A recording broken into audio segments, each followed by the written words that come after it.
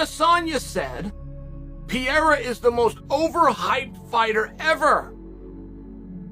And that when we match up, I'm going to beat him easily. Something along these lines I'm not quoting now. When Adesanya says that Pereira is the most overhyped fighter in the UFC, I don't think he's hyped at all. This is in Izzy's head. Alex Pereira is living in Izzy's head. But here's what he is in the UFC now. Adesanya doesn't want to talk about it. This guy is just getting here, but he knows it's a tough one for him.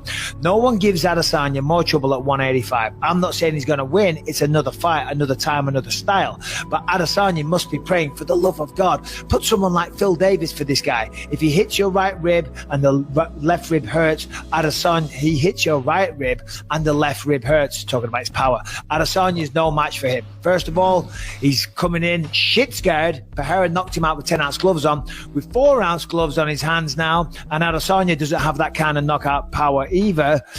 He's fucking good, don't get me wrong. Adesanya is awesome, but he doesn't hit like him. Adesanya hits like a normal guy. Poatan is not normal.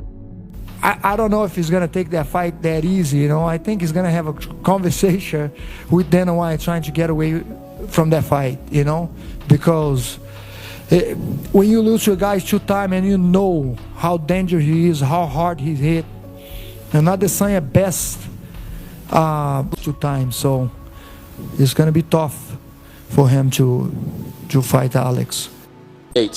And I made a judgment call, an error in my part, and it was a beautiful story for him because in his backyard, down 2 rounds, on the 3rd round he comes and knocks me out. That's a beautiful story for him. Go back to UFC 92. Vanderlei Silva versus Rampage Jackson. That's a clear example of how I see this going the 3rd time. He who laughs last, laughs best.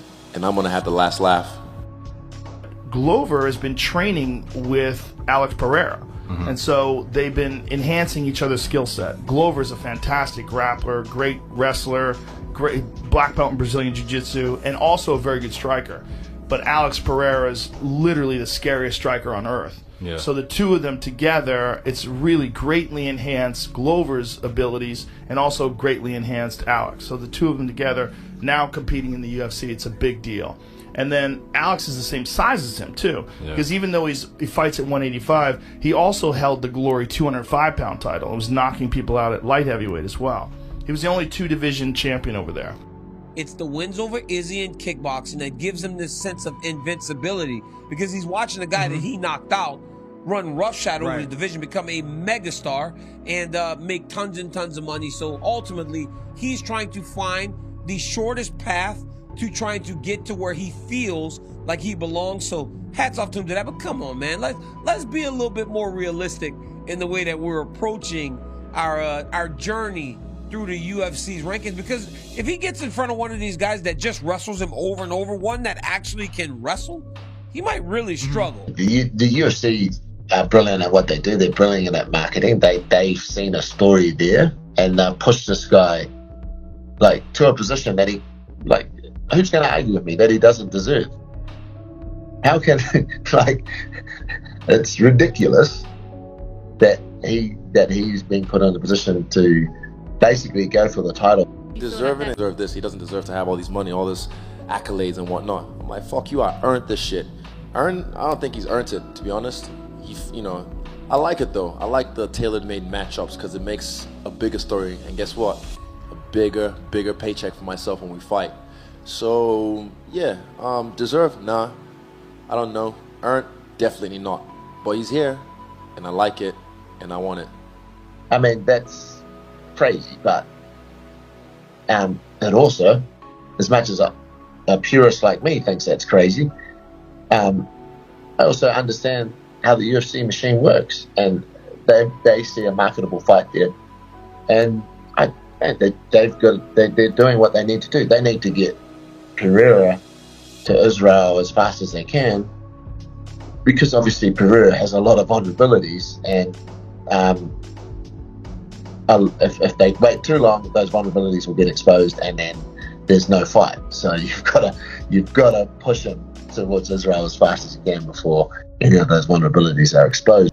All the tools, all the God-given gifts that Adesanya has that make him so successful, Pereira also has. Then he also has the height. He has the reach, he has the length, he has the confidence, he has the 2 victories and the kickboxing skill. I'm telling you, there's a good possibility Adesanya better polish that belt, because it could be going over to Alex Pereira pretty soon. I'm facing a guy who's beat me in kickboxing, and now he's still chasing me because he knows I'm the king, and he wants to try and get that away from me. You guys see what happens when my back's against the wall, when I really have that pressure. I put pressure on myself, but when I have pressure put on me as well. So, yeah, I look forward to fighting him in that next fight. Well, he can fight Izzy on his own terms. You know, everyone else has got to find a way to neutralize, or at least stay safe on their feet, and find a way to win. Whether that's try to find a way to get inside and land a bomb, or whatever, get a takedown, you know, scrape away a decision. Pereira doesn't have to do that. He can fight Izzy on his own terms and can win. And he can stay safe just living in his world, doing fighting the way that he naturally fights anyways. He can stay safe and be just fine in there with Israel Adesanya, but he's got to find a way to land that shot. Can he do that? I don't know. Izzy's a different fighter. They're both different fighters than they were when they fought the first 2 times. So I don't know, but I will say that out of everyone that has a chance, Pereira has the best one. He is like he got a good jiu-jitsu, and he's very athletic, very hard work, very strong. He's skinny guy but strong, you know. And he learned things, man. You know, like he learned things quick. You know, he pick up things quick, and because he's in such good shape and so strong, like, you know, MMA, that's a count a lot, because you get taken down and you got to get up, get out of the situation. And he's doing that very, very good. And it's amazing the way he pick up and the way he learning, man. And because he's very, very athletic, very good shape, very good shape. This guy run like a freaking. He just get up sometimes like, he's gonna go for a little run and go for 10 miles. You know, this guy is crazy. Yeah, it's very good. You know. He's not as technical, in my humble opinion, a striker of Israel Adesanya, but he's probably more powerful, and he's definitely more reckless. And when you get reckless, it creates openings. He will come in, he'll swing massive swings, and sometimes finds himself off balance. But if he finds the mark, he will put you to sleep. The guy supposedly beat me in kickboxing, and he's still trying to chase me because I'm the one winning in life. And I like that story, like you said. It's the story we're telling ourselves. The arc in this story is going to be beautiful.